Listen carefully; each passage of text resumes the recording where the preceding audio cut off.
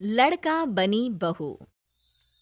पूरे 28 साल का हो चुका था ऋषभ, लेकिन शादी करने को तैयार ही नहीं था। माँ बाप पूरी तरह से परेशान हो चुके थे। जब भी किसी लड़की का रिश्ता ऋषभ के लिए लेकर आते तो वो शादी करने से साफ मना कर देता, चाहे लड़की कितनी भी सुंदर, कितनी भी अच्छी क्यों ना हो। ऋषभ के माँ बाप को इसकी वजह समझ में नहीं आ रही थी। अरे ऋषभ बेटा, अच्छी खासी नौकरी लग गई है, दिखता भी इतना अच्छा है, आखिर बात क्या है, तुझे शादी क्यों नहीं करनी? देख, तू हमारा इकलौता बेटा है। अगर तू शादी नहीं करेगा तो कैसे काम चलेगा? लेकिन मैं शादी करना ही नहीं चाहता। मुझे कोई लड़की पसंद नहीं आती।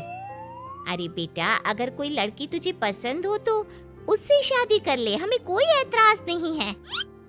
हाँ ऋषभ बेटा, अब देख, तेरी माँ से भी काम नहीं होता। घर में एक बहू आ जाएगी तो कम से कम घर का माहौल भी अच्छा होगा और तेरी माँ को मदद भी मिल जाएगी। लेकिन मम्मी पापा कहा ना, मुझे लड़कियां पसंद ही नहीं आती। अरे लड़कियां पसंद नहीं आती तो क्या लड़का पसंद आता है? वो तो वक्त आने पर ही पता चलेगा। ऋषभ की बात सुनकर उसके माँ और पापा का सर चकरा जाता है।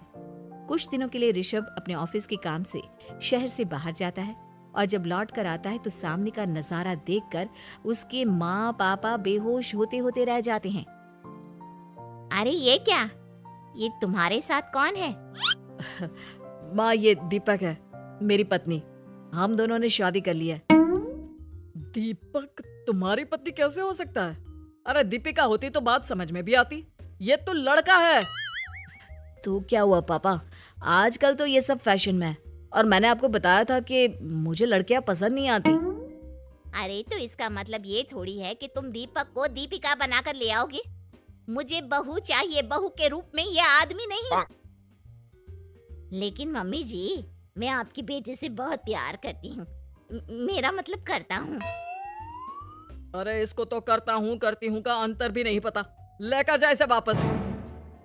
अगर आपने इसे घर से बाहर निकाला पापा तो मैं भी इसे के साथ चला जाऊंगा। मैं ऋषभ के बिना जी नहीं सकती, मेरा मतलब जी नहीं सकता। हमारा जिंदगी भर का साथ है, प्लीज हमें अलग मत कीजिए मम्मी जी, पापा जी। हे भगवान, ये तूने क्या दिन दिखाया? तेरे बेटे को थोड़ी अकल दे दे, लड़के को बहू बनाकर घर में ले आया है। अब क्या होगा, हम दुनिया को क्या मुंह दिखाएंगे? माँ, बेकार में परेशान हो रही हो। दीपक आपके सारे काम करेगी और एक अच्छी बहू की तरह आपके साथ रहेगी, देखना। पहले तो खुद तो क्लियर कर ले कि यह कुछ करेगा या करेगी। बाद में हम सोचते हैं कि हम क्या करें। बहू के आने के बाद क्या करते हैं, मुंह दिखाई की रस्म, तो आप भी वही कर लीजिए। आप चाहे तो मैं पूरे मोहल्ले में न्योता दे आती हूँ। अरे रहने दे, तेरी वजह से बेइज्जती और ज्यादा होगी।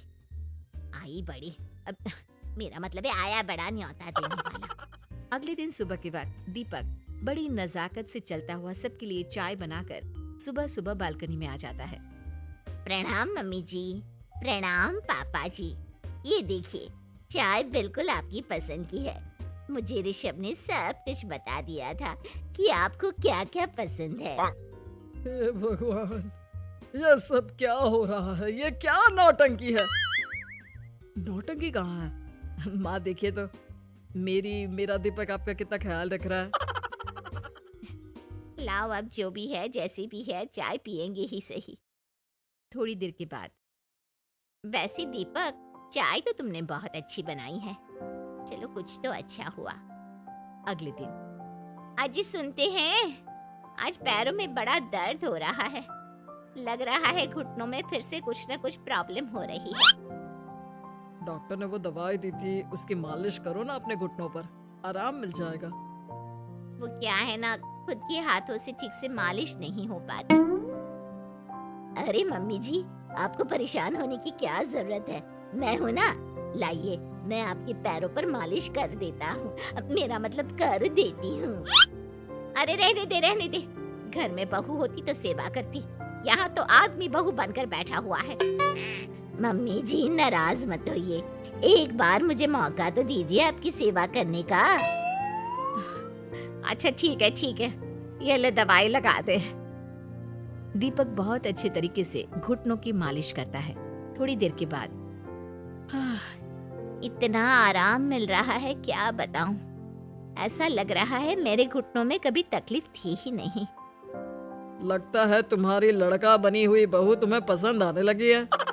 ऐसा कुछ भी नहीं है, वो तो बस इतने अच्छे से मालिश की इसलिए मैंने इसकी तारीफ कर दी। मम्मी जी पापा जी आपस में लड़ाई नहीं करते। अच्छा आप ये बताइए शाम के खाने में क्या खाएंगे? पनीर दाल मखनी पुलाव कुछ भी स्पेशल बता दीजिए। अरे भाई ये सारी चीजें मुझे तो खाने में बहुत ही पसंद है। तुम क्या कोई औरत हो जो पनीर दाल मखनी बनाओगी? हाँ, अरे लड़का हो तो लड़के की तरह बिहेव किया करो ना। भले ही मैं लड़का हूँ तो क्या हुआ, अब तो मैं ऋषभ की पत्नी और आपके घर की बहू हूँ, तो मुझे उसी तरह से रहना पड़ेगा ना। अच्छा ठीक है, जो तुम्हें पसंद है बना लो। आदमी रसोई में खाना बनाते हुए कैसे लगते हैं जरा मैं भी तो देखूं। शाम को दीपक सबके लिए अच्छा सा खाना बनाकर डाइनिंग टेबल पर लगा देता है। ऋषभ ऑफिस से जब लौट कर आता है, सब लोग खाना खाने के लिए बैठ जाते हैं। अरे वाह, क्या गजब का पनीर और दाल मखनी बनाई है। ऐसा जायका तो होटल के खाने में भी नहीं आता। दीपक, कितना अच्छा खाना बनाती हो, मेरा मतलब बनाते हो। तुम्हारी इसी अदा की वजह से तो मुझे तुमसे प्यार हो गया। अरे बहुत हो गया, आदमी होकर आदमी से प्यार करते हो। अरे लेकिन कुछ भी कहो, जरा खाना खा कर तो देखो ऋषभ की माँ, मजा आ जाएगा। हाँ वैसे बात तो आपकी सही है, खाना तो वाकई में लाजवाब है। इतना स्वादिष्ट पनीर तो मैंने अपनी जिंदगी में नहीं खाया। कितना अच्छा होता अगर ये दीपिका होती। और फिर अगली सुबह कुछ ऐसा होता है जिसे देखकर ऋषभ के माँ और पापा ना केवल खुश होते हैं बल्कि हैरानी से उनकी आंखें फटी की फटी रह जाती हैं। उन्होंने जो नजारा अपनी आंखों के सामने देखा उसे देखकर उन्हें अपने आप पर भरोसा नहीं हुआ। सुबह का वक्त था, सब लोग बालकनी में बैठकर सुबह की चाय का इंतजार कर रहे थे। तभी रसोई में से एक बहुत ही खूबसूरत लड़की, जिसके लंबे लंबे बाल थे और जिसने साड़ी पहनी हुई थी, हाथ में चाय की ट्रे लेकर वहाँ आती है। अरे ये कौन है? रातों रात हमारा लड़की बहू बन गया क्या? मुझे लगता है कोई सपना देख रहा है। इतनी सुंदर बहू तो हमने सपने में भी नहीं देखी। देखा माँ, जादू हो गया जादू। अरे लेकिन ये है कौन? तुम्हारा वो आदमी वाला पत्नी कहाँ चला गया? आपने मुझे पहचाना नहीं? मैं दीपक नहीं दीपिका हूँ। इतने दिन से लड़के के कपड़े पहनकर आपके घर में आपकी बहू बनी हुई थी।